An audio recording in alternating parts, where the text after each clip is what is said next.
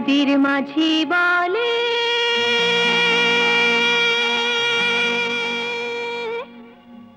এসো নবী, মাঠের কবি বলে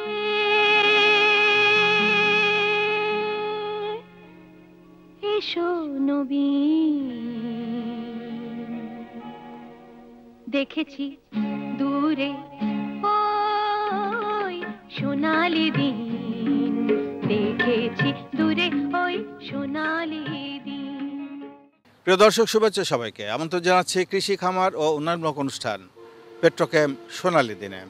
আপনারা জানেন যে বাংলাদেশে এখন এই মুহূর্তে পাট কাটা হচ্ছে, জাগ দেওয়া হচ্ছে অর্থাৎ পচানো হচ্ছে, আঁশ ছাড়ানো হচ্ছে এবং বিক্রি করার কাজে ব্যস্ত রয়েছেন আমাদের কৃষক ভাইরা। এর মধ্যে কিন্তু আমাদের কাছে বিভিন্ন জেলা থেকে ফোন আসছে যে তাদের সমস্যাগুলি সরজমিনে তুলে ধরার জন্য।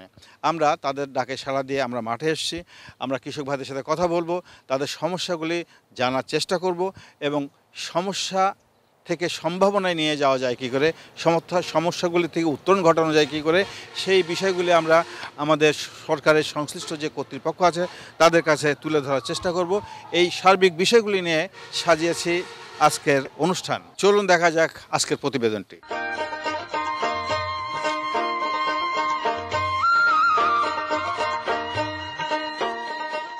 বাংলাদেশের রপ্তানিযোগ্য কৃষি পণ্যের মধ্যে পাট অন্যতম।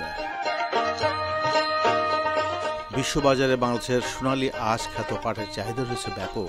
তথাপি আমাদের কৃষকরা নানা ধরনের প্রাকৃতিক ঝুঁকি ও বৈরী আবহাওয়ার কারণে পাট চাষে লাভ করতে পারছেন না। তাছাড়া নিম্নমানের কৃষি উপকরণ, বিশেষ করে কীটনাশক ও মানসম্পন্ন পাট বীজের অভাবে ক্ষতিগ্রস্ত হচ্ছেন আমাদের চাষিরা। প্রিয় দর্শক, আপনারা জানেন আমাদের বাংলাদেশের কৃষি অর্থনীতিতে পাটের গুরুত্ব অপরিসীম। কিন্তু এই পাটকে নিয়ে আমাদের যেন অবহেলা শেষ নাই। এই পাটকে লাভজনক কৃষি পণ্য হিসেবে বিবেচনা করার জন্য কী ধরনের প্রযুক্তি নেওয়া যেতে পারে, এই নিয়ে কিন্তু গবেষণার প্রয়োজন রয়েছে। আমাদের কৃষকরা বলছেন যে পাট চাষ একসময় লাভজনক ছিল, কিন্তু যতই দিন যাচ্ছে এই পাটে কিন্তু তারা আর লাভ করতে পারছেন না। এর পিছনে যে কারণ সেটা তারা বলছেন যে পাটের যে বীজ, সেখানে তারা সমস্যায় পড়ছেন, কোয়ালিটি সম্পন্ন বীজ তারা পাচ্ছেন না। আমাদের যে ধরনের বীজের যে অঙ্কুরিত হওয়ার কথা সেই অঙ্কুর হচ্ছে না, বীজের মধ্যে নানা ধরনের ভেজাল দেখা যাচ্ছে। তো এই যে আপনারা দেখতে পাচ্ছেন, এখানে আমরা পাট দেখতে পাচ্ছি, এখন কিন্তু পাট কাটার সময় হয়ে গেছে, কিন্তু এখানে পাটগুলির আকার অনেক ছোট এবং গাছগুলি একেবারেই লিকলিকে গাছ। এখানে আমাদের সাথে কৃষক ভাই রয়েছেন, কথা বলবো একটু তাদের সাথে। একটু আসেন এদিকে। আপনি তো এই এলাকারই মানুষ, জি, কৃষিকাজ করেন? জি। আচ্ছা, আপনার পাট বুনেছেন এবার? জি। আচ্ছা, এর সাথে আর কি করেন আপনি?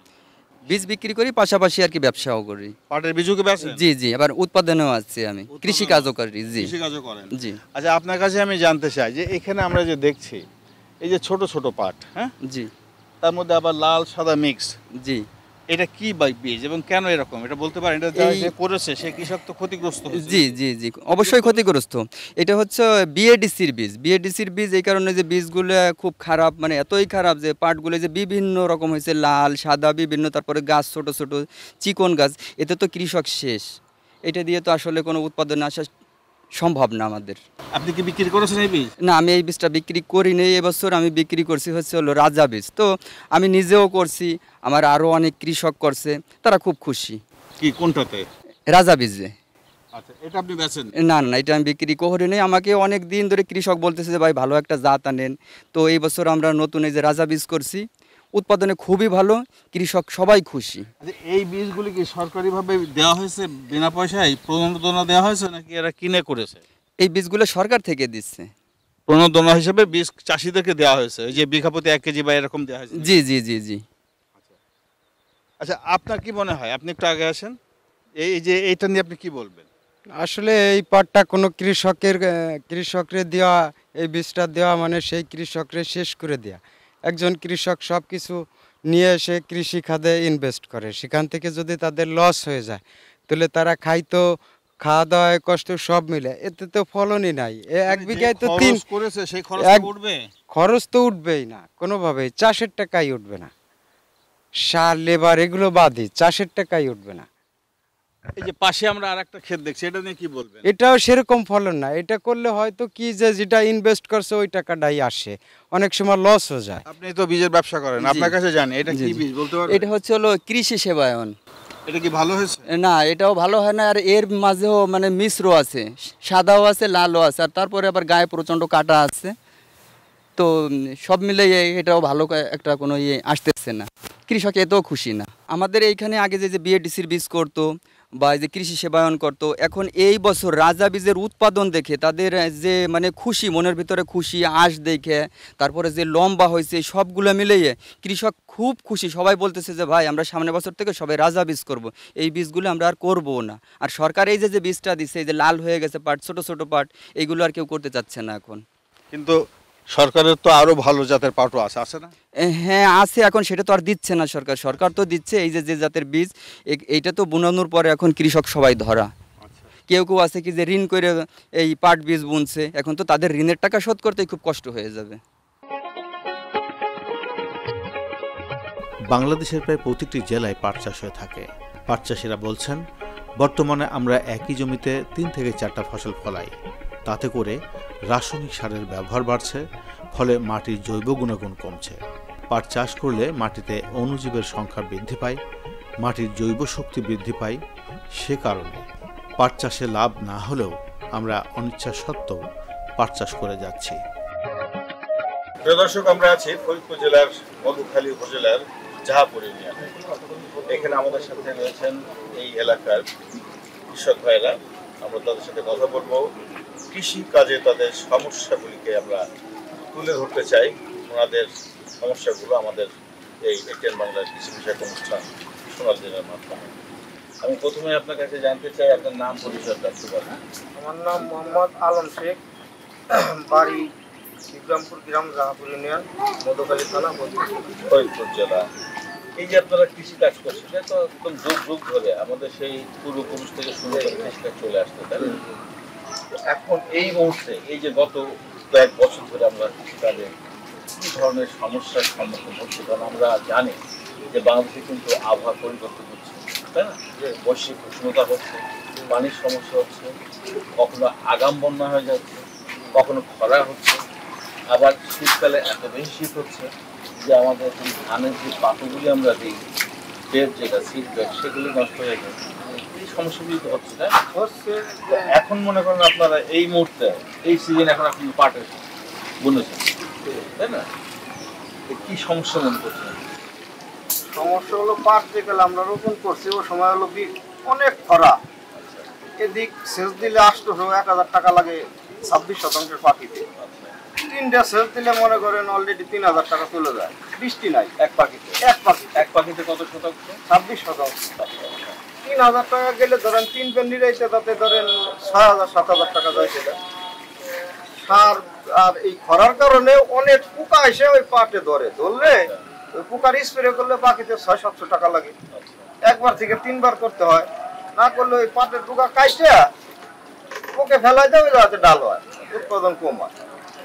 আর ওই সময় মনে করেন স্প্রেটা দিলে ধরুন 500 খরচ করতে হলে ওই 3টে স্প্রে দিলে আমার 2000 খরচ।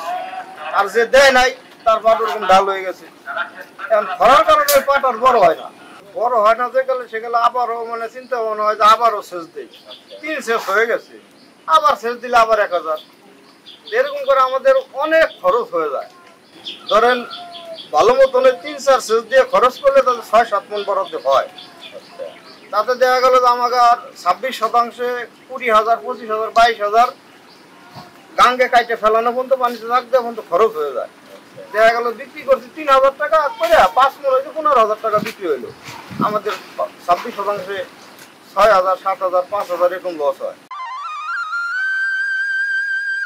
কৃষকের মাঠ ঘুরে দেখা গেল ভিন্ন ভিন্ন উচ্চতার পাট গাছ। কৃষক ও বীজ ব্যবসায়ীরা বলছেন, পাট বীজ বাজারজাতকারী নির্ভরযোগ্য প্রতিষ্ঠানের অভাব রয়েছে দেশে। স্থানীয় ব্যবসায়ীরা অজ্ঞাত উৎস থেকে পাট বীজ সংগ্রহ করে এবং প্যাকেটজাত করে যে বীজ বাজারে ছাড়ছে তার অধিকাংশই নিম্নমানের বীজ। তবে এবছর আমরা পেট্রোকেম বাংলাদেশ লিমিটেডের রাজা পাট বীজ পেয়েছি। আশা করছি ফলন ভালো হবে। প্রিয় দর্শক, আপনারা জানেন যে পাট আমাদের বাংলাদেশের একটি বৈদেশিক মুদ্রা অর্জনকারী ফসল।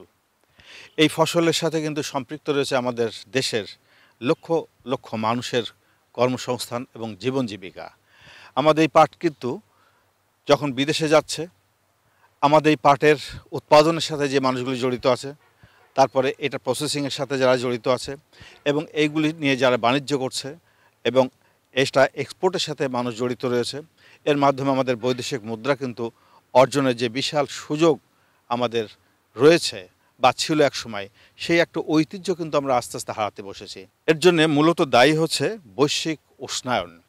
আমাদের জলবায়ুর ক্ষতিকর প্রভাবের কারণে আমাদের জমি এবং পানির বৃষ্টির যে ফ্রিকোয়েন্সি, যে ধারা, সেটা কিন্তু ব্যাহত হচ্ছে। কখনো অনাবৃষ্টি হচ্ছে, কখনো অধিক বৃষ্টি হচ্ছে।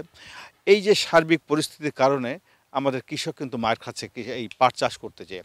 আমরা আসছি গোপালগঞ্জের কাশিয়ানী উপজেলার বিভিন্ন মাঠ ঘুরছি আমরা। এখানে আমাদের সাথে একজন কৃষক ভাই রয়েছে, আমি একটু কথা বলবো তার সাথে। আপনি কি পাট করেছেন এবার? হ্যাঁ, করেছি। কত বিঘা? এটা 1.5 বিঘা। 1.5 বিঘা। হ্যাঁ। এই যে পিছনে যে পাটটা দেখতে পাচ্ছি, এটা আনুমানিক কত ফিট হবে? এটা 10 থেকে 12 ফিট, 13 ফিট এরকম হবে। হ্যাঁ। আচ্ছা, এটা কি জাত? এটা রাজা। রাজা। হ্যাঁ।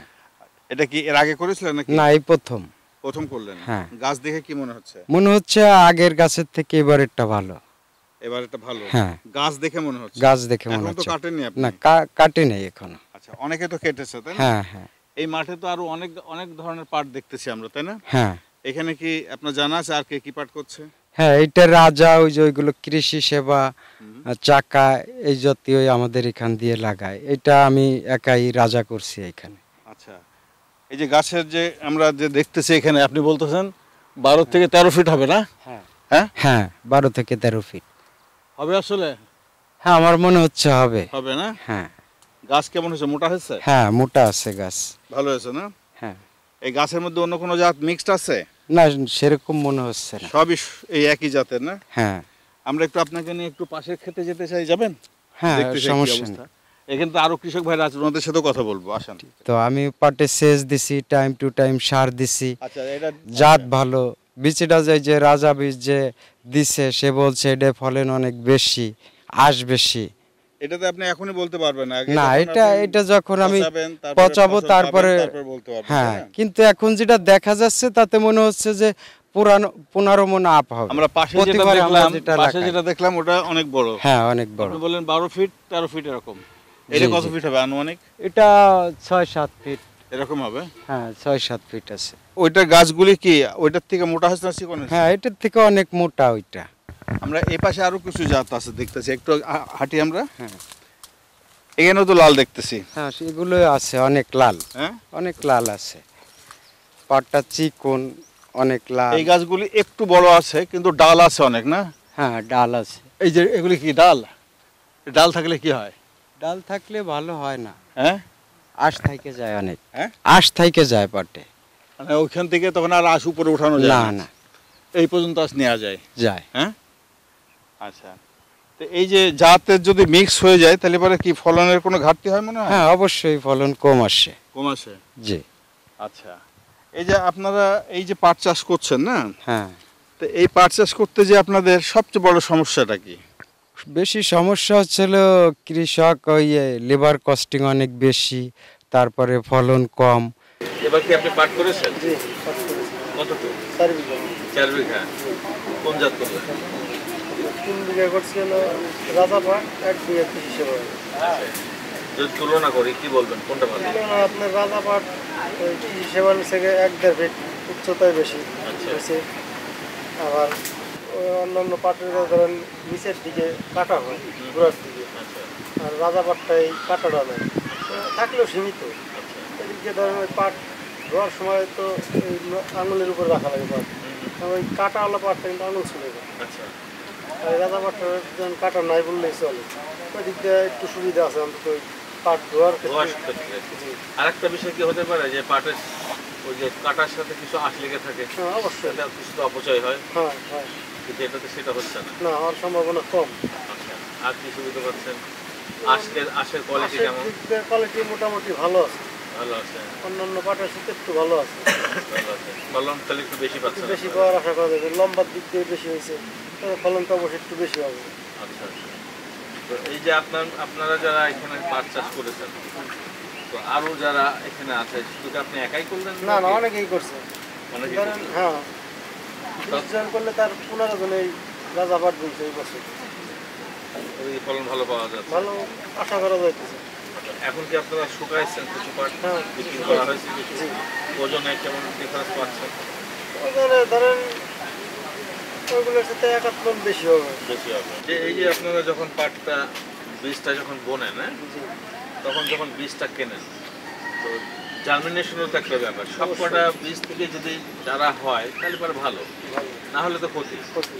তো সেই ক্ষেত্রে যদি তুলনা করি, তো এর জার্মিনেশন কেমন হচ্ছে? ধরেন এই পাটের বীজটা অনেক ভালো, আচ্ছা, মানে বীজের দিক দিয়ে চিকন চিকন বীজে লাগবে কম। আপনার যদি এমনি 700 গ্রাম বলে অন্য অন্য বীজ, এগুলো 400 গ্রামের কম হয়ে যাবে। আচ্ছা, মানে এটা বীজেরটা হলো খুব চিকন সূক্ষ্ম। হ্যাঁ, সূক্ষ্ম। আর একবার নিখুঁত বীজ ধরা চলে, মানে নিখুঁত। পরিষ্কার সব দিক দিয়ে। মানে প্রত্যেকটা বীজ থেকে চারা কি হচ্ছে মনে হয়? হ্যাঁ, এটা কোনো মিস না, এটা একবার পরিপূর্ণভাবে জ্বালায়। হচ্ছে। কোনো মিস নেই, আচ্ছা, তো সেই দিক দিয়ে আপনার বীজও কিছুটা বীজ কম অনেক লাগে। ভালো। হ্যাঁ, আপনার এই যে আপনার 26 শতকে যে বললেন, তাতে কতটুকু বীজ লাগে আপনার? আমার ধরেন কেউ 500 গ্রাম বলছে, আমাদের অ্যাভারেজ ধরেন 400 গ্রাম করে বলছে। মানে আমার 100 গ্রাম? ওইগুলো মনে হলো 700 গ্রাম করে কতগুলো। আচ্ছা আচ্ছা। অন্যান্য বীজ 700 গ্রাম বলে, এবার 1 কেজিও বলে। আর আমি এই বীজটা বলছিল 400 গ্রাম করে, আচ্ছা, তাতে আপনার 26%। তার যে পাট জ্বালাইছে হিসেবে অর্ধেক উঠে ফেলাই দিয়েছি। তাতে অর্ধেক ফেলতে হয়েছে আপনার। হ্যাঁ, ওটাই ভালো লাগছে। বেশি ঘন হলে তো পাট হবে না। তাহলে আরো কম বীজ ব্যবহার করা যেত। যেত। আপনি 400 জায়গায় আপনি যদি 300 by বীজ chance যদি একটু মার যায়, এদিকে তো একটু ভয় থাকে। করাও তো আছে, সেই হ্যাঁ। ক্ষেত্রে সব কটা বীজ হতো যারা গজাবে না। গজাবন দরকার। তবে আপনি 400 গ্রাম বললে যথেষ্ট, তাই আর অনেক মারে ফেলানো যাবে। আচ্ছা আচ্ছা। আমরা এই বীজটা নতুন নতুন ব্যবহার করলাম, দেখে বেশি করে দিচ্ছি। যদি আগেবার কমাই দেবো, এবার যেভাবে জ্বালাইছে গজাইছে, আগামীবার আরো কমাই দেবো। 500 টাকা 400 টাকা 100 টাকা কম দেবো। আচ্ছা, মানে এবারকার অভিজ্ঞতা থেকে অভিজ্ঞতা, আপনারা হ্যাঁ। বলছেন যে এই অভিজ্ঞতা হলো যে আগামী বছর বীজটা আরো কম দিলে কম আপনাদের দিলে হবে। হবে। পাট কাটার পরে শুরু হবে আমন ধান রোপণের কাজ। কিন্তু নিকটস্থ খাল বিলে পানি না থাকায় পাট পচানোর জন্য বিভিন্ন পরিবহনের মাধ্যমে দূরবর্তী নদীতে নিতে হচ্ছে কাঁচা পাট গাছ। ফলে 26 শতকের প্রতি বিঘায় কাটা পাট পরিবহনে অতিরিক্ত 6 থেকে 7 হাজার টাকা খরচ হচ্ছে কৃষকদের। প্রিয় দর্শক, আমরা রয়েছি যশোর জেলার চৌগাছা উপজেলার একটি গ্রামে। এখানে আমরা দেখতে পাচ্ছি ধান পাট সবই চাষ হচ্ছে। তো এখানে আমরা দেখলাম যে আমাদের কৃষক ভাইরা পাট কেটেছেন, কি সমস্যা তাদের, এই বিষয়গুলি নিয়ে একটু কথা বলবো। আপনার কাছে একটু জানি প্রথমে যে এবছর যে আপনারা পাট কাটছেন, জি, এই পাট কেটে জাগ দেওয়া তো একটা সমস্যা হচ্ছে, সমস্যা আপনারা হচ্ছে। বলতেছেন কি ধরনের সমস্যা হচ্ছে এটা একটু জানতে চাই। সমস্যা যে আমাদের এদিকে বিল খাল নাই বড়, বুঝেছেন? বিল খালে যাই আছে, বিল খালে পানি নাই। আচ্ছা এখন জাগ দেওয়ার ব্যবস্থা অন্যান্য পুকুরে নিয়ে যাওয়া হচ্ছে। পুকুরে তার ধরুন 1000 টাকা বিঘে তারা পানির ভাড়া নিচ্ছে। আচ্ছা, তো একটা পুকুরে কতগুলি পাট জাগ দেওয়া যায়? ওরা আছে আপনার পুকুর বুঝে, পুকুর কিছু বড় আছে কিছু ছোট আছে। আমরা যে পুকুরে জাগ দিয়েছি, আমরা আচ্ছা একটা পুকুরে জাগ দিয়েছি, তা সেখানে 20 বিঘা টিকে ধরবে সেই পুকুরটাই, আচ্ছা 20-25 বিঘা ধরবে। আচ্ছা, প্রতি বিঘার জন্য 1000 টাকা ভাড়া। বিঘার জন্য 1000 টাকা। আচ্ছা, তা আগে আপনারা কি করতেন? আগের আগেও ওই যাতে বড় বর্ষা হলে এই যে বিলটাই পানি টপ হয়ে যেত, আচ্ছা রাস্তায় ঠেল থাকতো, মানে কারো বাধা বিঘ্ন এখানে আবাদ হইতো না, এখানে জাগ দেওয়া যেত। আচ্ছা, এখন সেই জিনিসটা পানির কার নাই বলেই যে আমাদের এখন এই সমস্যা। তো এখন আপনারা এখান থেকে যে নিয়ে আগে এখানেই পানি হতো, এখানে কেটে এখানে আপনারা জাগ এখানেই জাগ দেওয়া দিতে যেত। পারেন। কিন্তু এখন আপনার পুকুরে যেতে হচ্ছে ভাড়া নিয়ে। আমাদের মনে করেন এই যে এখান থেকে রাস্তায় ভাড়া মাথায় করে বয়ে নেওয়া লাগবে, আবার ওখান থেকে গাড়ি থেকে নিয়ে যাওয়া লাগবে সেই পুকুরে। তাহলে আমাদের পাটের মধ্যে ডবল খরচ। যত পাট এলাকায় উৎপাদন হচ্ছে বা চাষ হয়েছে, এই সবগুলি জাগ কি একসাথে দেওয়া যাচ্ছে না? তাহলে না একসাথে দেওয়া যাচ্ছে না। একসাথে যদি দেওয়া না যায় তাহলে পরে মনে করেন যে সিরিয়ালে হয়তো আপনারা কাটতেছেন, যে আপনার এখানে যে সিরিয়াল আগে পাচ্ছে সে আগে সে আগে। জাগ দিতে যে পারছে, তাই না? এই লোকের এক দাগ দিয়ে আরিয়েছে, আচ্ছা ধরেন সেইটা পচে গিয়েছে উঠে যাবে, এইটা নিয়ে যে ফেলবে। তার মানে আপনার পাট কাটতে সময় লাগছে। সময় লাগছে। তার মানে এই জায়গাটা আপনি এখন অন্য একটা চাষ করতে পারতেন, হয়তো এখন এরপর ধান করতে পারতেন। ধান করতে পারতো, কিন্তু ধানটা হচ্ছে না। আচ্ছা, ধানটা এখন আর করতে পারছেন করতে পারছে না। সামনে কলাইটা আচ্ছা হতে পারে, এখন তারপরেও যদি না হয় কলাইটাই হবে। আচ্ছা, তারপরে যদি না হয় শস্য হবে, নাই মশুরি হবে। এই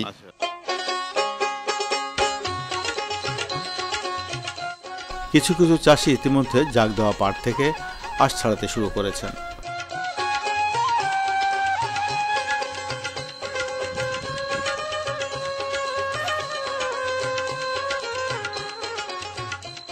আমাদের পাট উৎপাদন, বাজারজাতকরণ ও প্রক্রিয়াজাতকরণের মাধ্যমে বহু নারী পুরুষের কাজের সুযোগ সৃষ্টি হয়।